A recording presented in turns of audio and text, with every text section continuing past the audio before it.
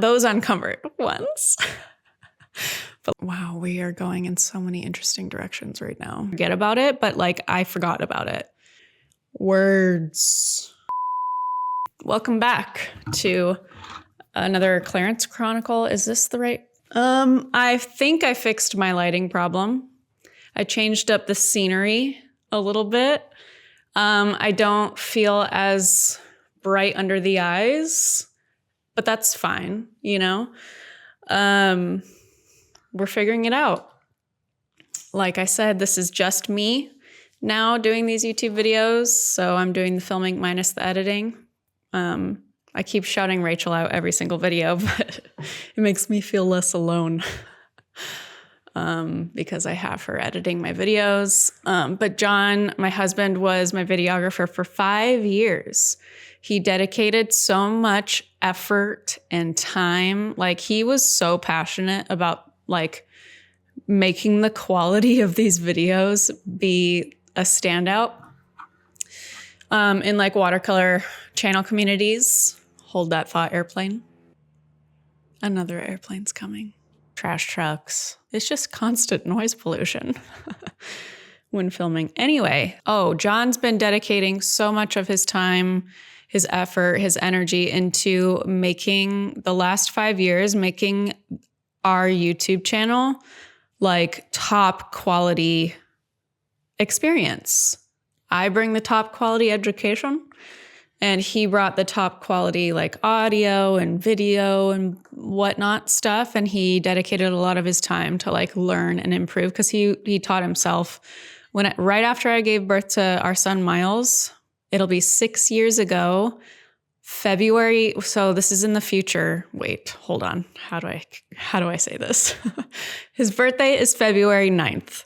This video is coming out much later than that, like a few leaks later than that. And so we're already post his birthday. But anyway, why am I talking about this? Oh, when Miles was born, John was like, I'm quitting my job and we're going to start a YouTube channel finally for your business, because people were just like constantly asking, especially after I came out with Everyday Watercolor in 2017, which is my step-by-step watercolor book. If you don't have it already, you should go and get one. They're available on any book buying site, pretty much. And also I hear libraries. So if you want to check it out for free, go check it out for free at your local library.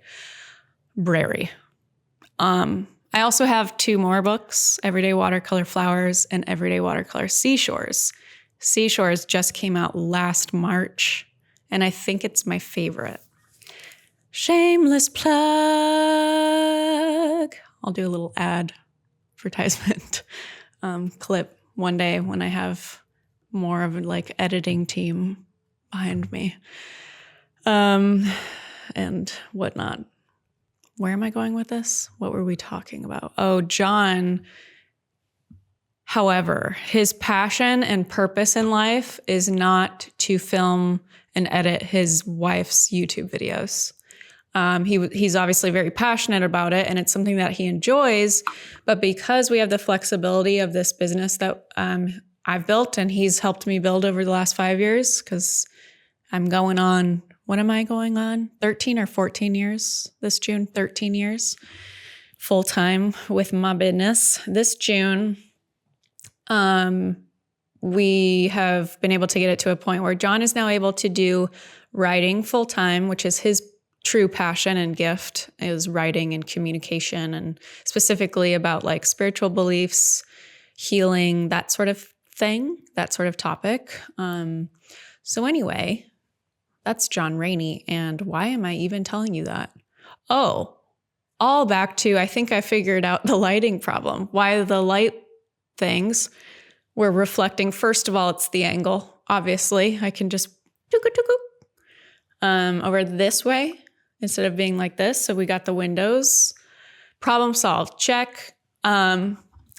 This light is this interesting? Probably not, but here we are. This light is pointing at me, but it's at an angle. It's not straight on my face. So that I was like shiny and bright, which I kind of liked. Really helped brighten my skin. And then this light is pointing up to the ceiling, which is white, so it's bouncing light down somewhere. Probably not in the appropriate place, really, but I can't tell. And I'm not going to move it because, like I said last week, these things are 1,000 pounds. I bet they're like a good 75, though. They're heavy, and they have the weight bags. Okay, whoa, sidetrack. Cut it off. This is one of the main problems about doing videos by myself now, is like you get to, and in this more casual manner, you really get to see the ADD in full force. Hopefully it's entertaining. Okay, back to Clarence Chronicles. This is part 10, 9 or 10, something like that, in this playlist of videos that I've been doing for the past 9 or 10 weeks. About the children's book that I am writing and illustrating. I have written the story, and I'm about a little bit more than 3/4 of the way through the illustrations. However, I just remembered literally today, I want to do the whole story in my own lettering, which is also a pretty hefty process in itself. I could, throw in the towel on that totally, but I want this to be perfect for me. It's not actually going to be perfect. Like I want to see it all the way through. And because this is a passion project, this is something that I'm just inspired to do, and I want to do more of that kind of stuff. I want to have more of that type of flavor in my life where I have the freedom to be able to follow inspiration, to be able to do things that I truly enjoy. Not that I don't enjoy what I do for work, because it's obviously a very creative, very enjoyable job. I'm incredibly grateful for it. It's allowed me to do and create many a cool thing, and it just gives me a lot of freedom. But obviously, there are things, just like with any business, that become a drag or a bore, or are just like not that inspiring. And that's just a part of being, I'm literally throwing my leg up here like I'm kicking back. I don't know, it just felt right.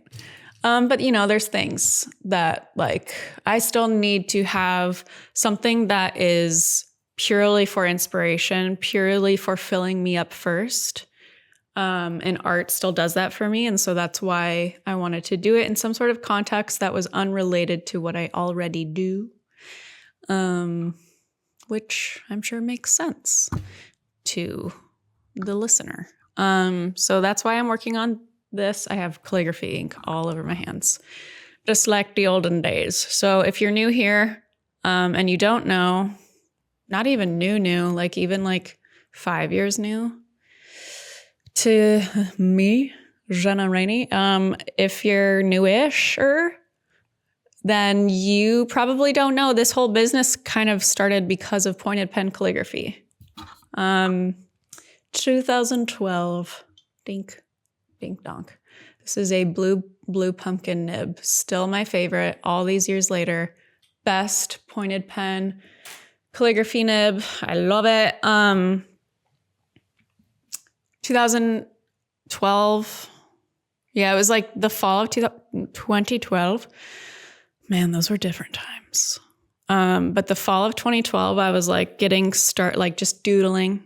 I've always been a doodler, I was never a good student.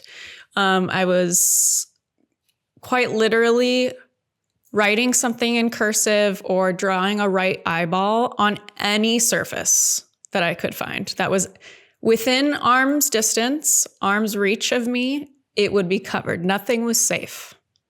Not even arms or body parts. Covered ones. I mean, uncovered ones. No, not those uncovered ones. But arms that were exposed. Because I wouldn't write on people's clothes is what I'm trying to say.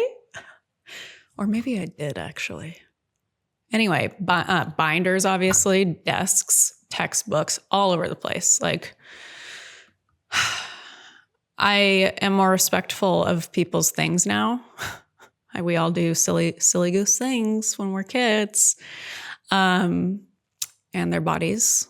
However, I just like the type B creative person that I am. I always needed to be activating my brain in that sort of way. And I like know this now because I'm now more like aware that I have ADHD and stuff like that, that goes along with needing to have a stim, something to stimulate the mind in order to activate listening a little bit deeper. But it definitely, like in the 90s and early 2000s when I was in elementary school through high school or whatever, like the formative years before you go off to college and to the big city to like really start making a fool of yourself. Wow, we are going in so many interesting directions right now. I promise I will be getting to the art stuff. But like people just were like, oh, you're not paying attention. Teachers would get kind of discouraged or like make it a point, which I totally understand because I'm literally writing on every surface. And I am a big fan of teachers, most teachers. Yeah, what am I saying? So I was doodling all the time, but as a kid in school, it felt just like I just had this feeling that it was not good or it was wrong. Why am I talking about this? I don't remember what I was talking about before that and why we're even talking about me doodling all the time. Oh, I've always been a doodler. Whoa, found it. So I've always been a doodler. However, oh my gosh, this is really probably hard to focus and keep track of what I'm talking about. But in 2012, 2013, I started to like actually start doing art and like lettering. And I was constantly doodling and making new little fonts or quotes or things with like shaded downstrokes. And then I got my first pointed pen calligraphy pen like summer of 2013. So 2012 in the fall, I was just like doing lettering, and then pointed pen calligraphy came in like July of 2013. And then I started doing wedding work. A lot of friends hired me to do their envelopes for their invitations, and then place cards, name cards. There's a lot of calligraphy stuff in weddings and events. And so I was doing that for friends, and then the word just kind of spread. I was posting my work online on Instagram before influencer was a thing. I think I said that literally last week, but whatever, here we are. The business grew. But I haven't done calligraphy in a very long time. I used to do it all day, every single day. It's what built my business. I literally would have hundreds of envelopes on my desk, my kitchen table, my bed sometimes. In my car, I was doing envelopes. I was doing envelopes in between on my lunch break for my day job. Like I was doing calligraphy jobs around the clock. Not joking. Obviously, I slept, but barely.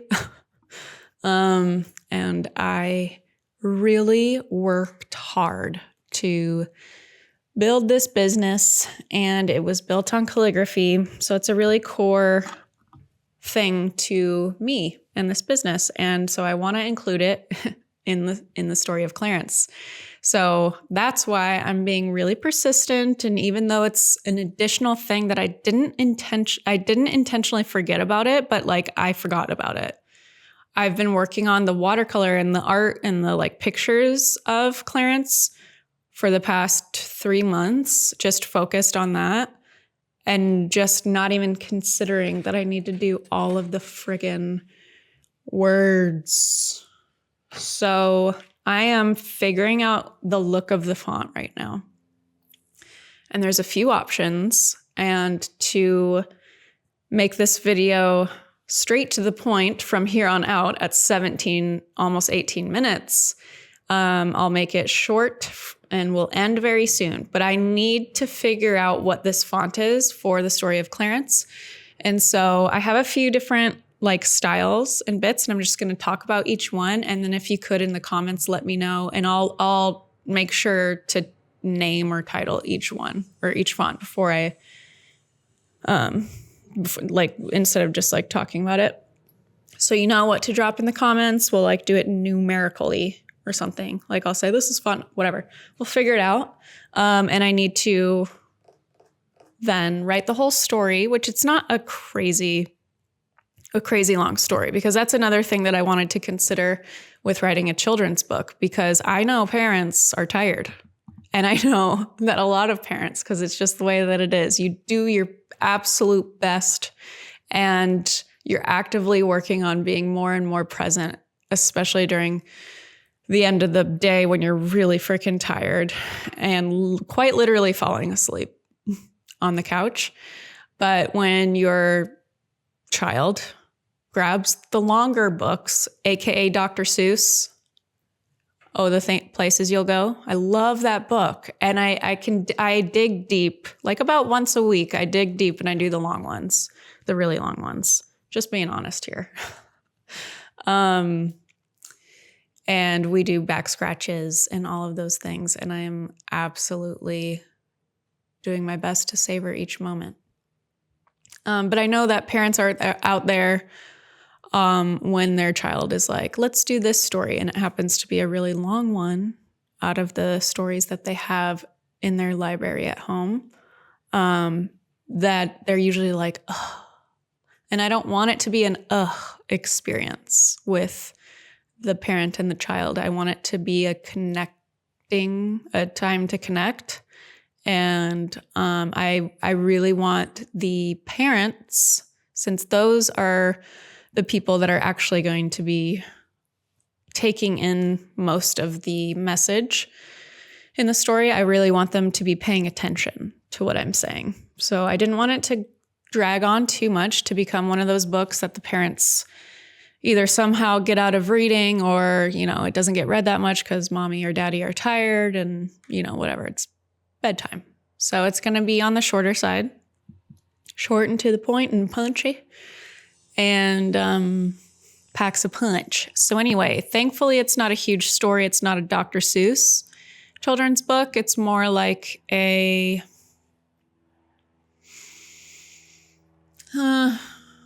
what's that picture? What's that? The book with no pictures, BJ Novak. That one's really good.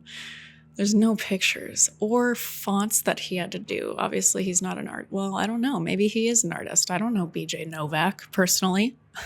He could love painting or whatever. But anyways, there's no art in it. It's the book with no pictures. So like that length, probably. Short little bite-sized paragraphs for each page, and it'll be like 18 pages, 20 pages, something like that. I don't know. I haven't gotten to the scanning and the formatting part. I'm very excited to be at that stage. Okay, so let's, like I said, get to the point. I'm going to hold up my sheet of Clarence's. I have to basically, the process for finding the font, for me at least, this is my process, and this is what the Clarence Chronicle videos are all about, is showing you an inside peek into my brain and why I'm like choosing specific colors or style elements and things like that. This is pulled from my course, The Art Within, which covers the 8 elements of style and all these things like shape and line weight and color theory and composition, etc. And so this is like a sneak peek into the course, but also a little taste of what it's like to develop something from scratch using your imagination and like making it your own unique thing. And so for these fonts, I don't want to just do the main calligraphy style that I developed for my wedding work, because it's too cursive-y. People are unfortunately not learning how to read cursive anymore. Very depressed about it. I know some schools and all that are still keeping it, but you know what I mean. So I don't want it to be too uneligible. Is English my first language? Not sure. So I don't want it to be whatever that word is. But I do want it to be whimsical. I want it to be playful. I want it to feel childlike. So I'm kind of trying to blend, like, picture what your cursive was like when you were 9 years old. Really cute. Really straight up and down. Really like bouncy and kind of tight. Not like long, what are these called? Oh shoot, I already forget all the anatomy parts of calligraphy. But not like really long, whatever these are called, these in-between strokes, these thin strokes, these connector strokes, whatever. Not really long, like more tight. You might not be able to see the main difference in those two. And I think it's flipped, which is really unfortunate. But this is tighter and more bouncy. And this C right here is just literally the definition of whimsy, childhood cuteness. And then these more plain C's down here on right there. I like them, but they're too simple. I really want this like childish, whimsical, loop-de-loop, big forehead looking C. I think that's freaking adorable. So anyway, I'm actually not going to have you vote on this one. But give me your thoughts, because this is too hard to hold it up like this. I need to have it like written out on a smaller sheet of paper so I can hold things better and more closely and like lined up better so I don't have to twist. So scratch the voting, but let me know your thoughts on fonts below. Like if you have any recommendations or inspiration tips. Literally just discovered today or remembered today that I need to do the whole friggin' story by hand. So it's okay. No rush, no hurries, no worries. But I am going to cut myself off now. So thank you guys for sticking through this video. I'm sure it was hard to sit through at times comfortably, being all over the place. But for some, maybe it was enjoyable. I don't know. Let me know. I will see you next week, where we will still be doing a Clarence Chronicle, because I'm still working on this children's book. But it's been really encouraging to hear from you guys in the comments on these videos about how it's been insightful, informative, educational, inspirational, all the old things, to hear the creative process and how I'm developing this book and all that good stuff. So thank you. Thank you for sticking around, and thank you for watching these videos as I am going through this bit of transition in content. So anyway, thanks for watching. Thanks for engaging, all of those things. I will see you guys next week. Bye.